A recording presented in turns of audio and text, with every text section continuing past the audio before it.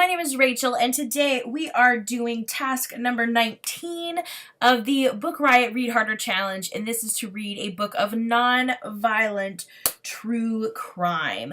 Now, I did have a little bit of a challenge for this one because the violent ones are kind of my favorite. I am a little bit obsessed with serial killers and murderers, which, while very dark, is just kind of how I roll. So I did have to do a little bit of digging for this, and I found several that actually sound really good. So I'm gonna have a hard time picking just one to read for this challenge.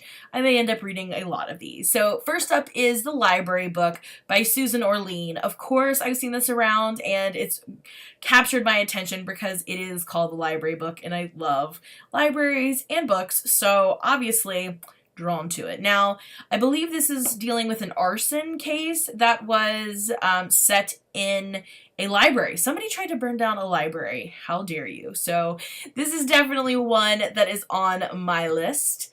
Next up is Bad Blood, Secrets and Lies in Silicon Valley Startup. This would also work for task number 17, a business book. This is by John Carreyrou, and this is one mentioned on the All the Books podcast by Book Riot, and definitely caught my eye. Next up is All the President's Men. This is by Carl Bernstein and Bob Woodward. This is an account of Watergate, very much a nonviolent crime, and yeah, I think this could be interesting. I feel like I know the general gist about Watergate, but I don't know a lot of the gory details, so this could be an interesting read. Next up is one that has such a beautiful cover. It's called Winged Obsession, The Pursuit of the World's Most Notorious Butterfly Smuggler. This is by Jessica Spurt, and this just sounds so interesting. Like, how do you smuggle butterflies? And, like, who's buying illegal butterflies? Like, this just leaves so many questions, and again, it's got such a beautiful cover that this is up there. One that also I immediately thought of when I was reading about this task was Catch Me If You Can, The True Story of a Real Fake. This is by Frank Abagnale with Stan Redding, and I've seen the movie with Leonardo DiCaprio and Tom Hanks, but I've never read the book, and I really, really enjoyed the movie, so I thought this could be fun. Frank Abagnale was like a master con artist. He could kind of recreate himself as any person he needed to be to get what he needed.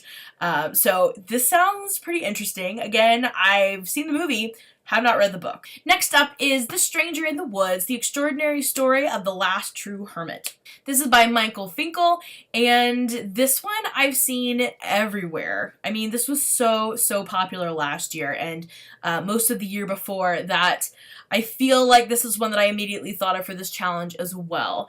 In order to survive as a hermit kind of in the woods, this man would steal from local camps and kind of just take what he needed. So we are talking crime, but not obviously violent crime. He didn't kill anybody for what he needed. But yes, I think this sounds interesting. I didn't really get the chance to read it last year, so it is an option. Another one that sounds so interesting is The Dinosaur Artist, Obsession, Betrayal, and the Quest for the Earth's Ultimate Trophy by Paige Williams. And this deals with a man who is kind of selling dinosaur fossils, not like on the black market, but possibly in a shady way.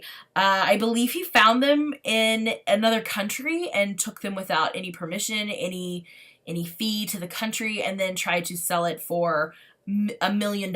So this sounds really interesting. I could definitely go for this as well.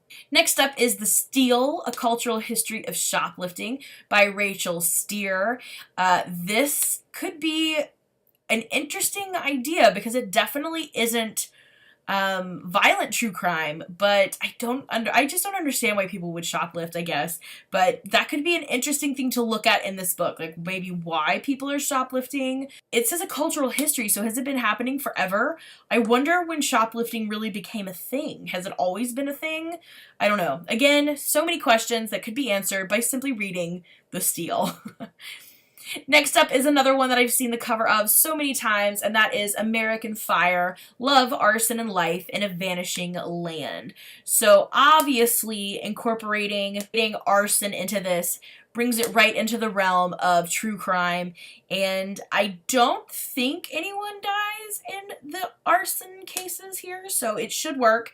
Besides that, I don't know too much about it, but like I said, I've seen this cover so many times, and it could be interesting. I wonder if they talk about like a specific case, or if they talk about multiple cases, like arson in general. So I'm interested, could be one I read.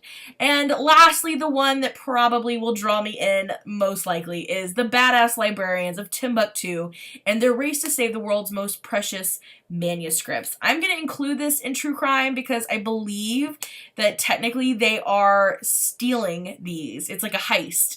So even though it's for a good cause, I believe these librarians are actually stealing these documents. So I'm including it in true crime, and it is most likely the one I'm going to read, because if there has ever been a better title, I'm not sure what it is. So there you have it, some of my non-violent true crime picks.